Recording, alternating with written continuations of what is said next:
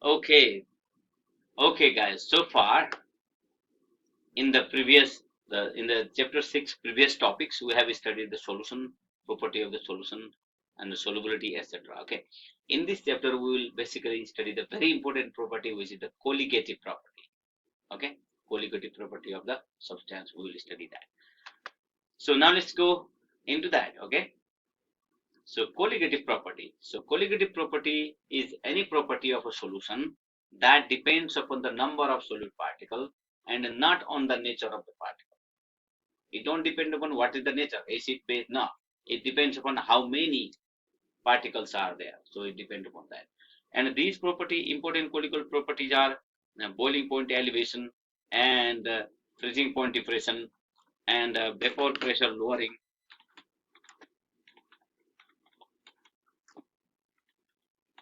Vapor pressure lowering. Okay, these are the very important colligative property. Okay, so now, let's go to the one by one. What are they? Okay, maybe we study the vapor pressure loading before osmosis, and let's see that. Okay, so now freezing point depression. Freezing point depression means decreasing of the freezing point by adding some solute. Okay, so what is the freezing point depression means? If you if this is the colligative property. Now let's go to the colligative property. What actually it is? Let's say water, and if you have water, and let's say water plus solute. Okay, so water and the water plus solute. Okay, say let's say water is one. It is a pure solvent, nothing mixed with this water. Okay, nothing mixed with this water. And other is the water plus solute. This is not the pure solvent. This is not the pure solvent. This is the solution. That is the solution, right? So colligative property, you are changing the number of particles. That's why the freezing point, boiling point, vapor pressure. Freezing point of the pure water is 0 degree centigrade, but water plus solute can be minus 1.86 degree centigrade. See, freezing point get decreased, and boiling point, for example, this is 100 degree centigrade. It may be, for example, 105 degree centigrade. Similarly, vapor pressure also the same thing. It also lowers. For example, it is 1 atmosphere, suppose, and it becomes 0.958 atmosphere. So this property is said to be the colligative property. Okay. So out of them, this is the freezing point and this is the boiling point elevation. So now let's go further. Freezing point depression. Let's say 1 mole of any particle dissolved in 100 gram of water lowers the freezing point of the water by 1.8 degrees centigrade to minus 1.8 degrees centigrade. So 1 mole can decrease, that means that x mole can increase times x, right? So let's say what I'm saying is, so 1 mole of solute particle dissolved in water can lower freezing point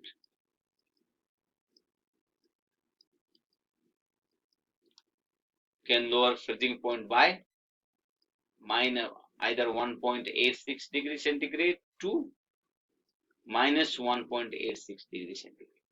That much it can lower. Okay, so that's why that is in the 1 mole. So 1 mole is this much. So what will be the number of moles? For example, delta T, change in temperature, is equals to number of moles. So right, 1.86 degrees centigrade. So 1.86 degrees centigrade in 1 mole, right? So if you have a number of moles, it's times the number of. So this is the freezing point depression. Okay. So this is one example. If 1.86 can be lowered by 1 mole, then all mole will be lowered by multiplying this number of moles. So this is, now let's take one example here. If we ate 275 gram of ethylene glycol to 100 gram of water in a car radiator, what will be the freezing point of the solution? Yeah, it's easy. Delta T is equals to, what will be delta T? Delta T, so let's see that. Delta T, so delta T, change in the freezing point, is equals to 275. First of all, to calculate the delta T, we need the mole of the ethylene glycol. Now, number of moles of ethylene glycol, C2H6O2, is equals to gram of C2H6O2 divided by molar mass, is equals to C2H6O2.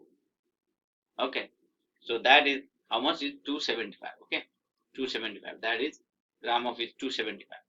275 gram of C2H6O2 divided by what is its molar mass, 62.1 gram C2H6O2 per mole, right? So that gram per mole. Okay, that gram per mole. So cancels gram, that's why this is your 275 by 62.1 mole. So that is the 1 mole. So what is the constant? 1.86, right? Constant is 1.86 minus 1.86. Actually, minus 1.86 degrees centigrade per gram. So per mole, right? So per mole. So that's why the delta T is equals to minus 1.86 degree centigrade by 1 mole times total moles are 275 by 62.1. This is the molar mass, right? So that's why if you calculate, that is minus 8.24 degrees centigrade. So change in the temperature means that T original freezing point minus T new is equals to minus 8.24. Okay, so that's why T new is equals to T new is equals to T original plus 8.24. 8.24. So that's the reason you have the freezing point will be lowered by 8.24. The freezing point will be lowered by 0.0 plus 8.24. 0 plus equal to 8.24. That's why this glycol can lower the temperature of the freezing point of the water by 8.24 degrees centigrade. Wonderful, right? 8 degrees centigrade lower. So that is one. And now let's say one another example. What will be the freezing point of the solution prepared by dissolving 1 mole of K2SO4 in 1000 gram of water? Well, again, it is the K2SO4 is the ion, right? We have to multiply by number of ions also. No, now let's see that here. So in this case, what happens is it dissolves in water, means water it dissociates, right? If this is an ionic compound, it will get dissociated. K2SO4. If you add that in water, then that would be like that, 2K plus SO4 2 minus. So look at that, how many ions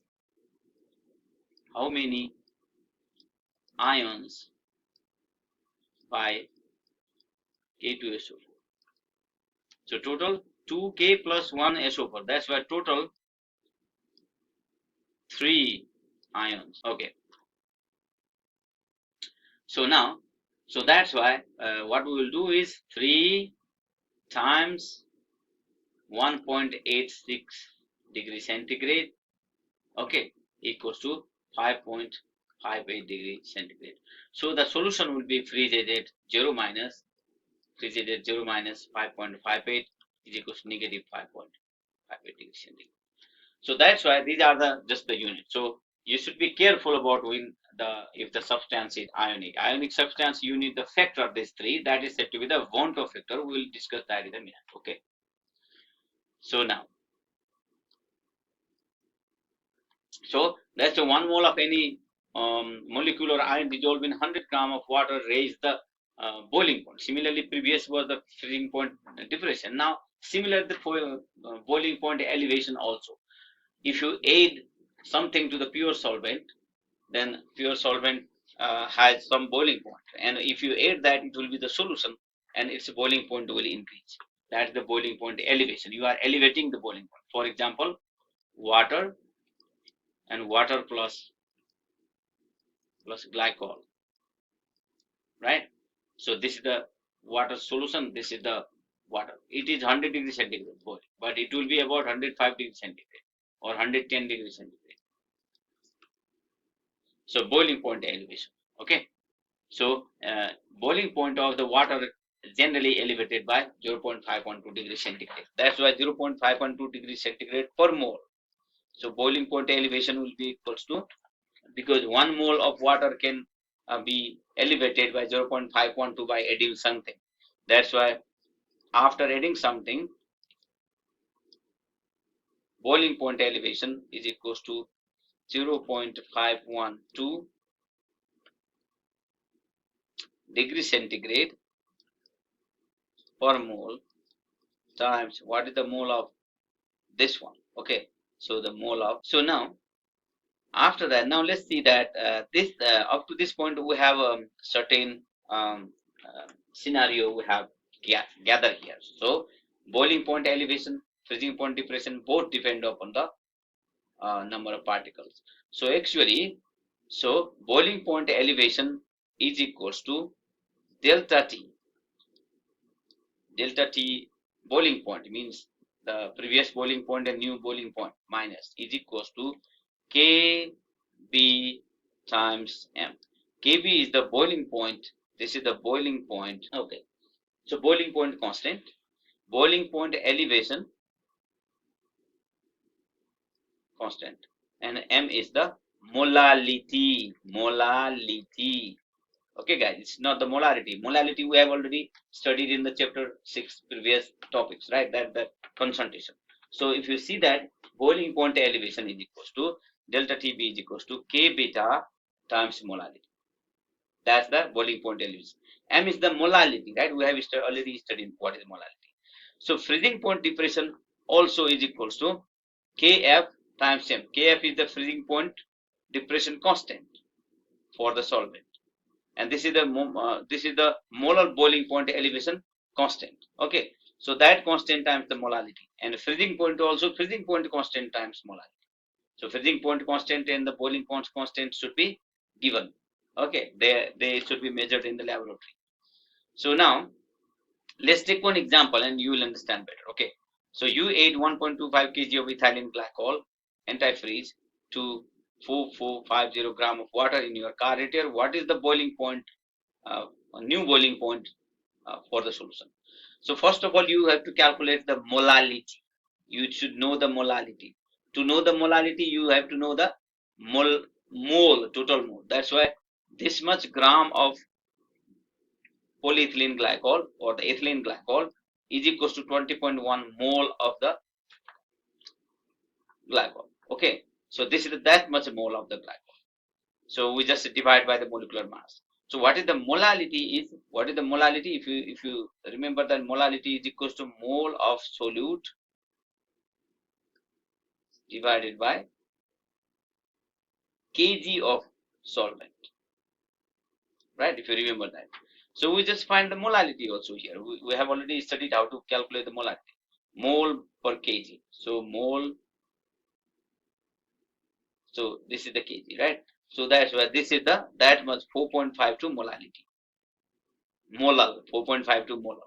Now let's find out the temperature change. So that is equals to, okay, so the coefficient of the boiling point elevation coefficient is 0.512 degrees centigrade per mole, and multiply that is 2.32 degrees centigrade. So that's why T solution is equals to TB, T pure solvent times delta TB. Delta TB is the change in the temperature is 2.32 degrees centigrade, and the pure solvent will boil it 100 degrees centigrade. That's why new temperature will be 100 degrees centigrade times um, times 0.513 degrees centigrade. That's why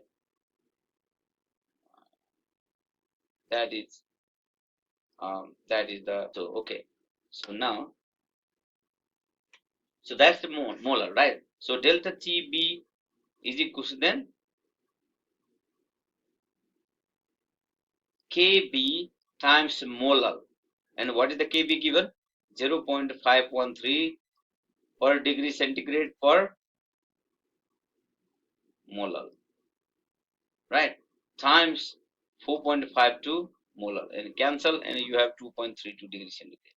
So that much it can increase. That's why new temperature of the boiling point of the new solution is equals to T new is equals to T old plus delta TB, or you can find out T solution is equals to T solvent.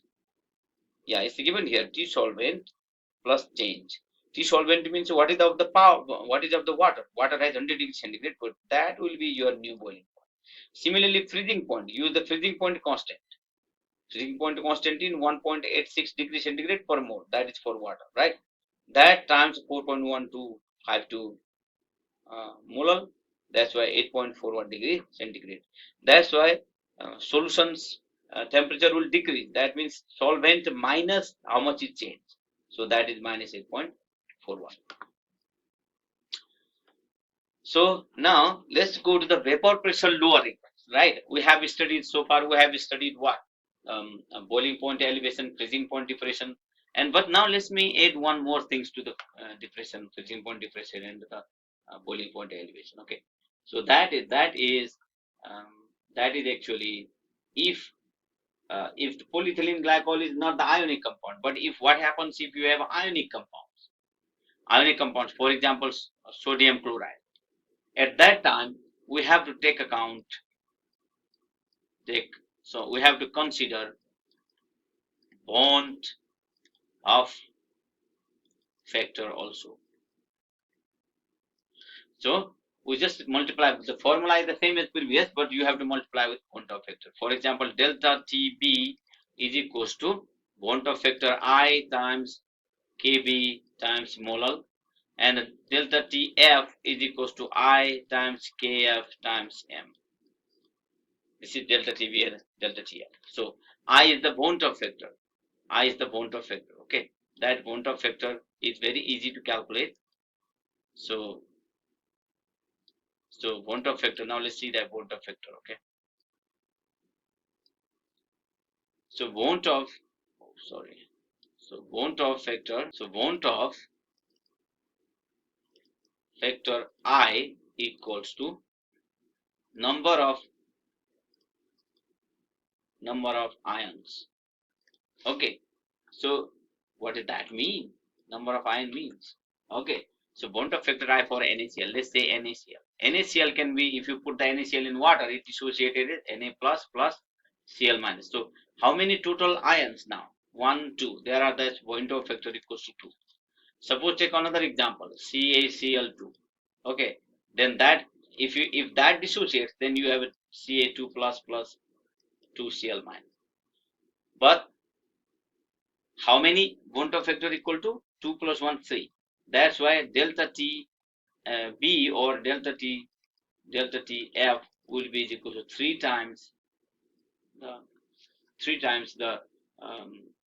delta 3 times the Kb times molar. So it's pretty easy, right? This you have to multiply the bond of factor also. So if you have that, okay, if the ionic compounds are dissolved. So in this way, we have done the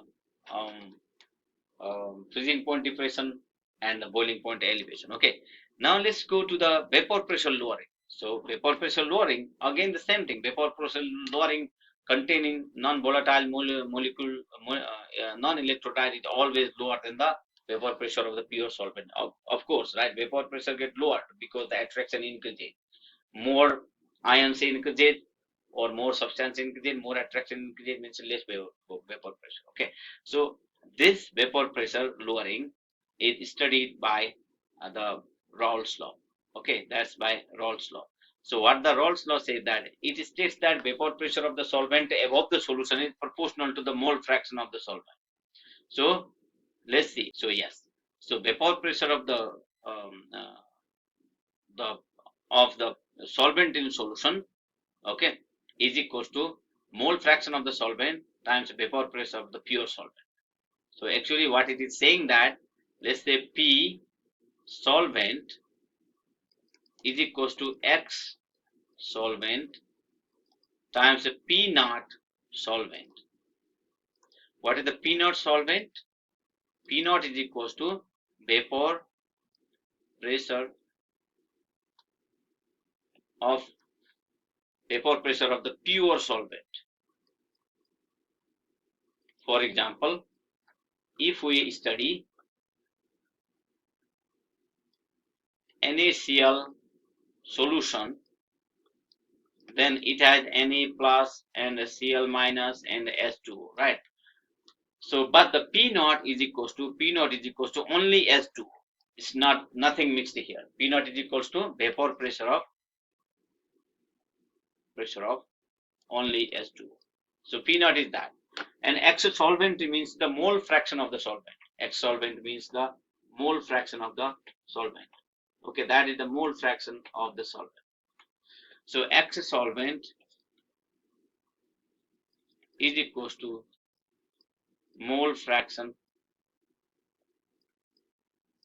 of solvent. Okay, so that's the Rawls law. Okay, the vapor pressure lowering proportional to the mole fraction of the solute present. Okay, so now it also says that the change in the vapor pressure. Okay, the change in the vapor pressure. Now let me go back again. The change in the vapor pressure delta P. What is the change in vapor pressure? Means pure solvent, because the pure solvent has the larger. Okay, that's why you subtract mixer to the pure solvent. Pure solvent minus solvent after mixture.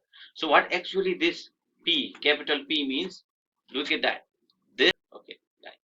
Now let's say this is one beaker, but this is closed. Suppose this is another container. Suppose closed. It may be open also. So it has only S2O. So its vapor pressure is denoted by P. So S2O is this, and vapor pressure of this water is here.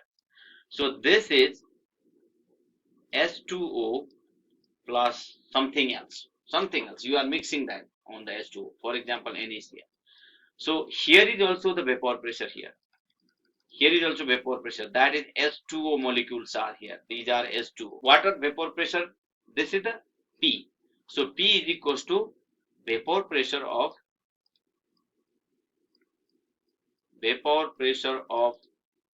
solvent after mixed or after, okay, and this is the vapor pressure of pure solvent. Nothing is mixed here. So the Rawls law says that this P naught, the vapor pressure of the pure solvent is larger. P naught is equals to mole fraction of P. They say that. Okay, so mole fraction of P solvent. The P, the water after you mix something. This P is equals to mole fraction times P naught. Mole fraction of the P solvent. Mole fraction of the solvent times P solvent. And this is also P solvent. This is the P solvent, and this is P naught solvent.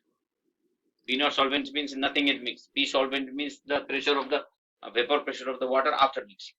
So this is the Rawls law says. Okay.